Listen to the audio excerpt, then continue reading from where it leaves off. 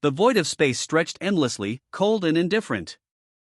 Stars blinked like distant embers, their light tauntingly beautiful against the darkness. And yet, in the heart of that void, something stirred, a ripple that spoke of fear, desperation, and the faintest glimmer of hope. For centuries, rumors of the Deathworld fleet circulated among the galaxy's species. A human armada forged in the crucible of relentless survival, vessels bristling with weapons whose destructive capacity was whispered about in terrified tones. Planets fell silently before them, fleets vanished into bursts of white fire. Humanity's reputation was no longer rumor, it was lawless certainty. And now, in an unexpected twist, the hunted had become the supplicant. A small alien craft drifted through the outer perimeter of the fleet's detection array, its hull scarred and smoking. Inside, a delegation of trembling figures, thin-limbed, luminescent-eyed, and utterly unarmed, prepared to make a plea that could determine the fate of their civilization. They did not come to conquer. They did not come to spy. They came to beg. And awaiting them, cloaked behind human steel and ruthless resolve, was Admiral Nathaniel Harper of the flagship Judicator. He had faced countless threats, yet as he observed the alien transmission flickering onto his command deck, even he felt the first twitch of unease. The void was silent, yet it was deafening in its emptiness. The Deathworld fleet drifted in the outer reaches of uncharted space, a constellation of steel and firepower that had earned humanity a reputation whispered in fear across countless star systems. Each vessel was a fortress, bristling with weaponry so advanced that even the most cunning alien strategists hesitated before drawing breath. Human ships had a way of making the galaxy feel small, of making entire civilizations reconsider the wisdom of resistance. Captain Emily Rhodes stood on the bridge of the Judicator, her boots clanging against reinforced steel as she paced with a precision honed by years of command. At 34, she had already led 3 successful campaigns beyond the outer reaches, leaving alien worlds scarred and leaders trembling. Her hazel eyes, sharp as any targeting system, tracked a holographic display that flickered with an incoming signal. It was irregular, fractured, as though the sender's very technology trembled under fear. "Admiral Harper," Rhodes said, her voice taut with a mixture of caution and curiosity. "We've got a transmission. Priority 1. And I've never seen a signal like this before. It's erratic, almost like they're scared." Admiral Nathaniel Harper, 52, grizzled and precise, didn't take his eyes off the bridge's main viewport. Years in the void had taught him one thing: fear was a powerful communicator, often more revealing than words. The fleet around him hummed with contained energy, each vessel a silent predator waiting for a spark. Yet even he felt the first tug of unease as the alien signal stabilized into a form his systems could interpret. "Show me," Harper said, his voice calm, authoritative, yet edged with a curiosity that rarely surfaced. The flickering image solidified. The alien figure was humanoid enough to recognize, but alien enough to unsettle. Its body shimmered in translucent, almost liquid-like waves of color, limbs spindly yet purposeful. Its eyes dark, cavernous, and glistening with a light all its own bore into the screen as if searching the souls of those who gazed back. Harper's tone was clipped. "State your purpose." The alien's voice, translated through the fleet's universal comms, came out warbled, fragmented, but unmistakably urgent. "We seek asylum in your fleet. Our worlds destroyed. Our species hunted. We have nowhere else to go." Rhodes stiffened. The galaxy had long whispered tales of the Deathworld fleet, an unrelenting human armada that crushed fleets, glassed planets, and erased civilizations with terrifying efficiency. Few dared plead for mercy from humanity, even fewer dared ask for sanctuary. And yet, here they were. "Why come to us?" Harper's tone was measured, though the weight behind his words cut deep. "Why not flee deeper into unclaimed space? There are sectors we patrol loosely, zones of neutral territory." The alien's shimmering body quivered, as though even the act of speaking drained energy. "Because your fleets, your Deathworlds, feared, yes, but you do not exterminate innocents without cause. We have no other choice." A tense silence fell over the bridge. Rhodes' fingers hovered above the tactical console. One press could vaporize the alien vessel, erasing any possibility of further contact.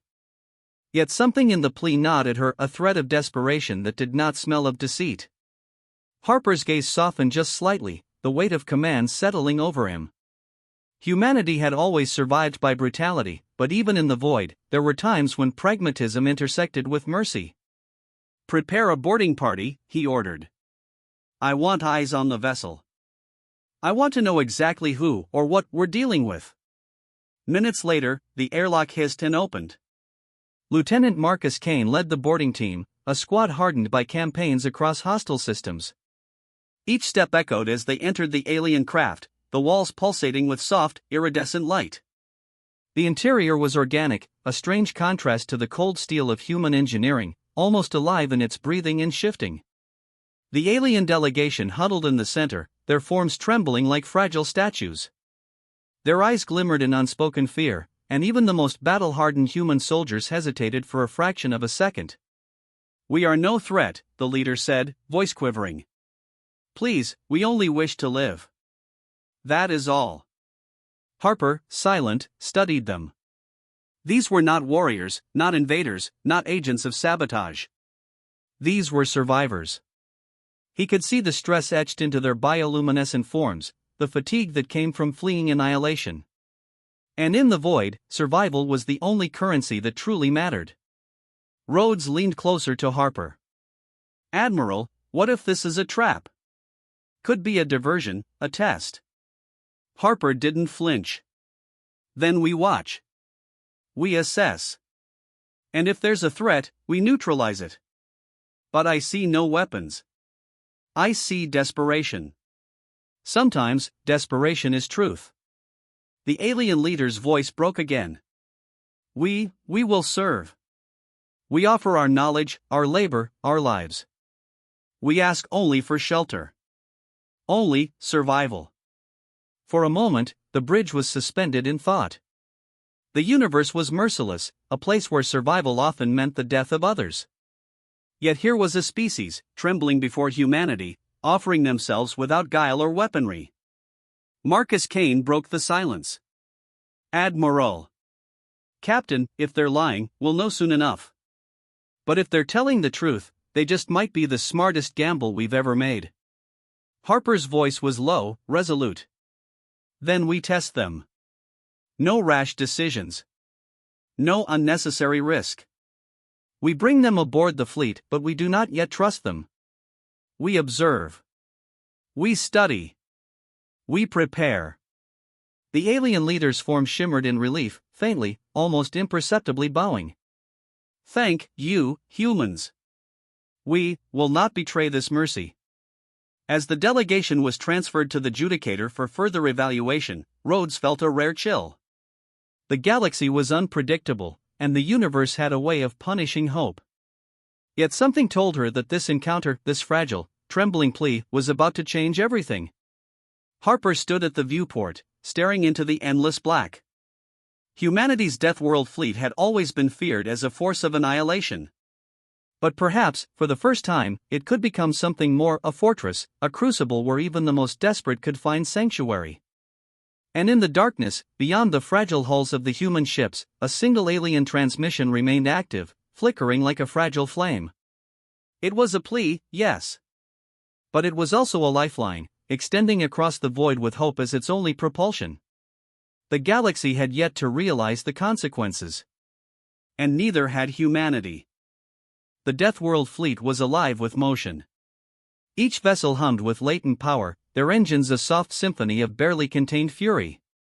The outer void, once a silent expanse of indifference, now vibrated with the disciplined heartbeat of humanity's war machines. The alien delegation, trembling yet intact, had been integrated into the fleet with cautious scrutiny, their presence a constant ripple of unease among the human crew. Captain Emily Rhodes walked the bridge of the Judicator, her uniform pressed and immaculate, yet her mind was a storm of calculation.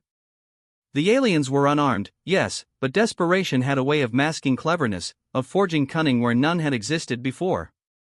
She moved past the holographic displays, eyes scanning the alien integration data.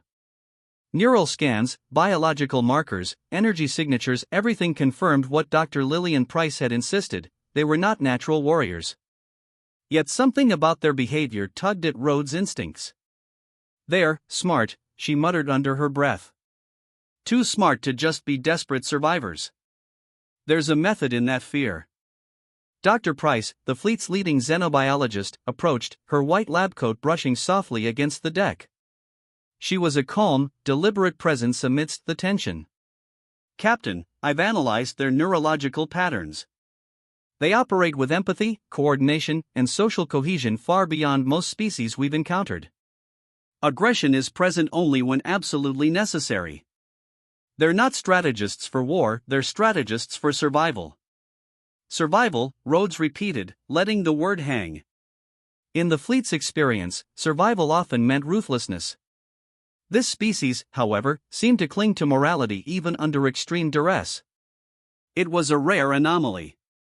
Admiral Harper's voice cut through the hum of the bridge. "Observation only gets us so far. I want action. A controlled scenario. Test them. Simulate a hostile incursion. See how they respond under pressure." And Emily, his eyes held a weight of experience that few could challenge. "Watch them like you would a live fuse. One wrong move and everything changes." Rhodes nodded, already envisioning the exercise. The fleet's tactical simulations were complex, full-scale holographic projections replicating enemy tactics down to the smallest detail. For this test, Rhodes designed a scenario tailored to the alien strengths and their weaknesses. The holographic enemy fleet would attack in unpredictable vectors. Human crews would be partially blinded by simulated system failures. The aliens would be tasked with coordination, triage, and strategy without a single weapon. The simulation began. Within minutes, chaos erupted across the holographic void. Enemy ships darted through formations like predators, exploiting every human vulnerability. Shields flickered, weapon systems misfired, and the human crews reacted with a controlled panic. And then the aliens moved. The alien leader, whose name had been rendered into the fleet's records as Kaeldar, assessed the battlefield with unerring precision. Luminescent tendrils of energy pulsed across Kaeldar's form as it transmitted rapid instructions to human crews, directing tactical maneuvers, suggesting evasive routes, and predicting enemy ambushes with startling accuracy. Lieutenant Marcus Kane, watching from his console, nearly dropped his datapad. "Admiral. Captain, look at this. They're not just participating. They're saving lives. Entire ships that should have been destroyed, Kaeldar is keeping them alive. And it's not luck. It's planning. Deliberate, precise planning." Rhodes allowed herself a small nod. "I see it. I see it, and they're doing it without taking the initiative to attack. Defensive only. They're proving every claim Dr. Price made." Yet tension remained. The fleet's officers whispered behind closed panels, questioning Harper's decision. Trusting a species that had survived systemic extermination could be seen as foolish. Rhodes knew that if this test failed, the consequences could ripple through the fleet's hierarchy like a shockwave. As the simulation reached its climax, enemy ships breached the fleet's inner perimeter. Systems were failing at critical points. Panic, albeit controlled, spread among the human crews. Kaeldar's delegation responded instantly, coordinating defensive formations, rerouting energy to shields, and offering real-time risk assessments. For Rhodes, the defining moment came when a human destroyer, cornered and critically damaged, teetered on the edge of destruction. Kaeldar calculated a maneuver, directing human pilots with a precision that mimicked instinct. The destroyer slid through a deadly crossfire, its engines flaming, emerging on the other side unscathed. Marcus Kane exhaled audibly. If we'd lost that ship, hundreds of lives. They saved it. By choice. By calculation. Harper, observing from the upper deck, allowed himself a rare expression, a furrowed brow softened by reluctant admiration. Humanity's fleet had been feared across galaxies for its ruthlessness, its ability to annihilate and survive. Yet here was a species, utterly vulnerable, teaching humans lessons in coordination, foresight, and preservation. After the simulation ended, silence filled the bridge. Even the hum of engines seemed muted, as if the fleet itself were processing the revelation. The aliens had passed not by force, not by aggression, but by intellect, by courage under pressure, by the simple yet rare instinct to protect rather than destroy. "Admiral," Rhodes said softly, almost to herself, "they're remarkable. If this was a war, they'd have saved us all instead of costing us." "I didn't expect this." Harper's gaze remained fixed on the empty void beyond the viewport. "The galaxy is merciless." "That's true. But sometimes, mercy or calculated trust yields far greater advantage. We observe, we learn, we decide." Yet not all aboard the Judicator were convinced. Officers in the rear command panels muttered in low tones, skeptical of Harper's choice to grant sanctuary. The fleet's reputation for unstoppable aggression had always been their greatest strength. To some, sheltering the aliens could be interpreted as weakness, an opportunity for enemies to exploit. Kaldar, sensing the unspoken tension, transmitted a message across the fleet's secure comm channels. Its luminescent form shimmered as it spoke. "We owe no allegiance. We ask for none. We offer only our knowledge, our labor, our lives. Your mercy is all we have. That is our truth. We cannot survive alone." The bridge fell silent. The alien leader's eyes, vast, reflective, and unblinking, held a clarity that was rare in the galaxy. Desperation was one thing, honesty another. Harper weighed the transmission carefully. He could see the truth in the calculated fear, in the precise coordination during the test, in the subtle but undeniable loyalty forming. Rhodes exhaled slowly. They didn't just survive the simulation. They chose to protect us. That's loyalty, Admiral. That's not something you get from force or fear, it's earned. Harper nodded. And that's exactly what we're testing. Loyalty in survival. In this fleet, trust is as valuable as firepower. Sometimes, the smartest ally is the one who has nothing to gain but life itself. As the aliens were escorted to quarters aboard the Judicator, Rhodes allowed herself a brief moment of reflection. The galaxy was unpredictable. Entire civilizations had risen and fallen on a whim, on the edge of fire and vacuum. And yet, here was a species on the brink of extinction, extending a fragile hand into humanity's Deathworld fleet. For Harper, the choice was deliberate, but not yet complete. Observation would continue, tests would continue, but the seed of possibility had been planted. The galaxy's perception of humanity as merciless predators was about to evolve. A species that had been hunted to the brink now had a chance to survive under the aegis of the very hunters who had inspired fear. In the silence of the bridge, the stars beyond the viewport glittered with indifferent brilliance. But within the hulls of the Deathworld fleet, a new dynamic had emerged, one of fragile trust, of calculated hope, and of the first glimmers of an alliance that could redefine the course of survival. The test had ended. But the real trial, the survival of both species against the galaxy's relentless cruelty, was only beginning. And somewhere deep in the void, Kaldar's presence shimmered, a reminder that even in a universe ruled by fire and blood, courage and intelligence could carve a path toward life. The void had grown restless. Across the black expanse, sensors blared, mapping the incoming fleet with ruthless precision.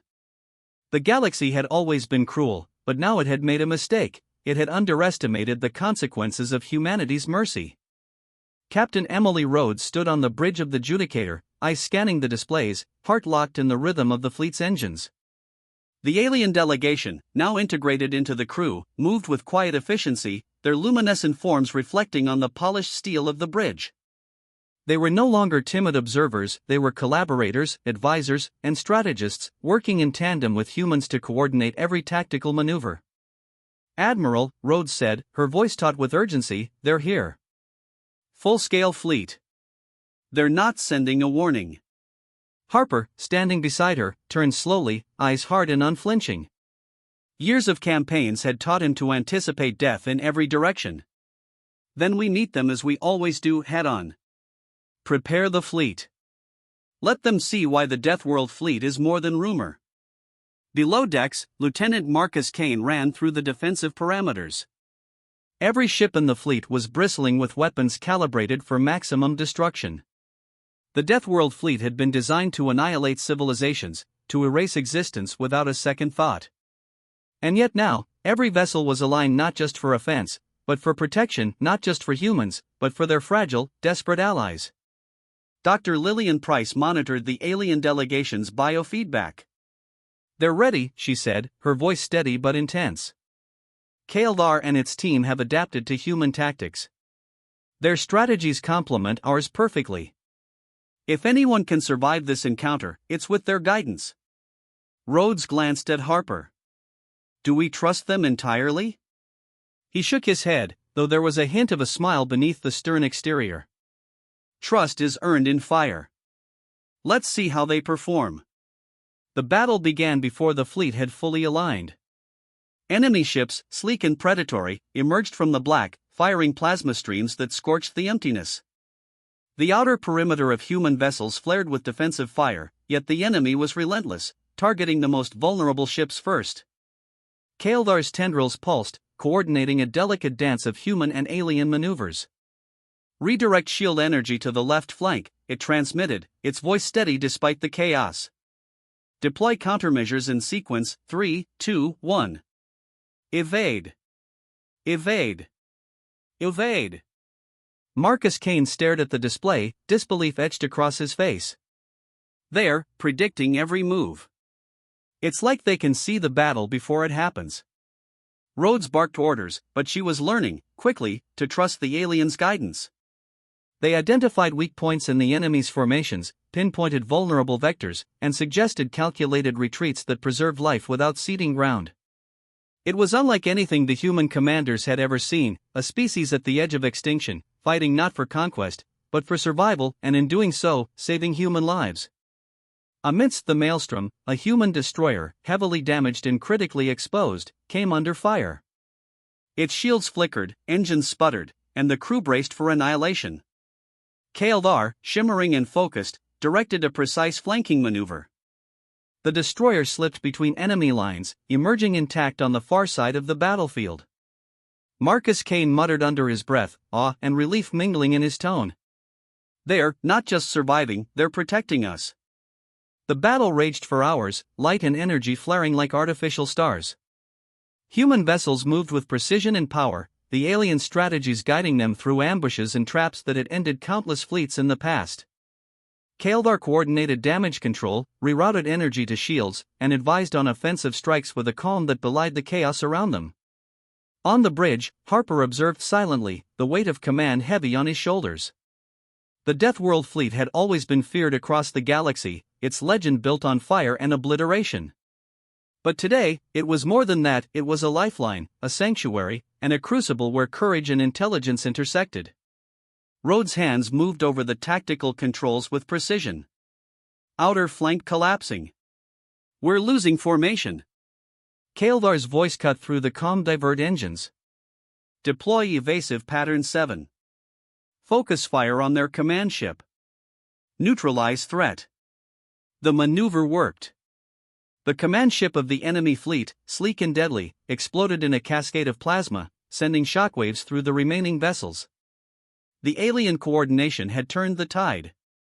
Human ships, guided by Kaeldar's strategy, began to regain the upper hand. Hours blurred into tense minutes as the remaining enemy ships were either destroyed or fled. Smoke and debris trailed across the battlefield, and silence returned to the void. The Deathworld fleet had survived, battered but victorious.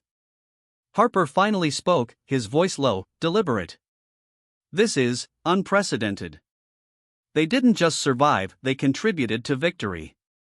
That's loyalty, discipline, and intellect combined." Rhodes turned, eyes softening with relief. "We owe them everything. Marcus, check the alien casualties." Marcus reported that none had been lost, a remarkable feat, considering the intensity of the battle. Kaeldar, glowing faintly, moved to Harper's side. Its form shimmered with exhaustion yet radiated a quiet pride. "You did well," Harper said, his voice steady but rare in its warmth. "Your species has earned more than survival, you've earned trust." Kaeldar's tendrils pulsed, almost imperceptibly bowing. "We feared extinction. But your mercy allowed us to endure. Not just survive, but endure." Rhodes placed a hand on Harper's shoulder, a rare gesture of camaraderie. "Admiral, maybe humanity isn't just a harbinger of destruction. Maybe we can be something more." Harper allowed himself a small, genuine smile. Humanity's fleet had been forged in fire, feared for its brutality, respected for its ruthlessness. But today, they had also become a sanctuary. Sometimes, survival demanded not just strength, but mercy. In the aftermath, the fleet began repairs. Ships were scarred, but the crew was alive. The alien delegation moved among humans not as supplicants, but as partners. They shared knowledge, coordinated logistics, and continued offering insight that would redefine fleet strategy. Across the void, the galaxy remained indifferent. Stars blinked, silent witnesses to the events that had unfolded. But aboard the Judicator and throughout the Deathworld fleet, a transformation had occurred. Humanity had earned not just victory, but responsibility.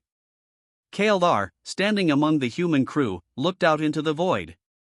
"We owe our survival to you. Perhaps this is the beginning of something greater than life itself." Harper nodded.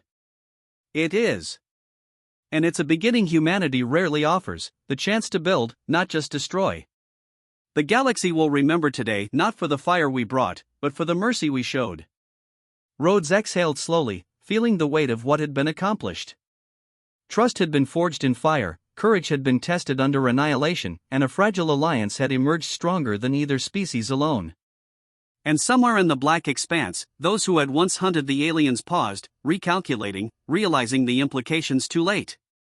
The Deathworld fleet had not only survived, they had become a fortress, a crucible of life in a universe that had long forgotten mercy. The alien delegation bowed slightly, luminescent forms shimmering faintly. "We will serve humanity, as allies, as partners. Our gratitude is eternal." Harper's voice was calm, final, and resolute. "Your lives are your own now. But together, we are a force the galaxy cannot ignore. Today, we define not just survival, but destiny." And in the vast, indifferent void, a new chapter began.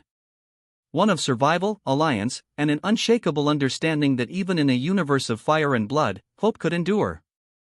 Humanity had shown that even Deathworlds could offer sanctuary. And for Kaeldar and its people, the galaxy had a chance at balance, at life, and at a future that had seemed impossible only hours before. The stars continued to glitter, indifferent yet beautiful. But within the hulls of the fleet, amid the hum of engines and quiet conversations, a profound truth resonated. The universe might be vast and merciless, but humanity had created a space for life to survive and thrive against all odds. And for the first time in eons, a hunted species could walk among humans not as prey, but as equals.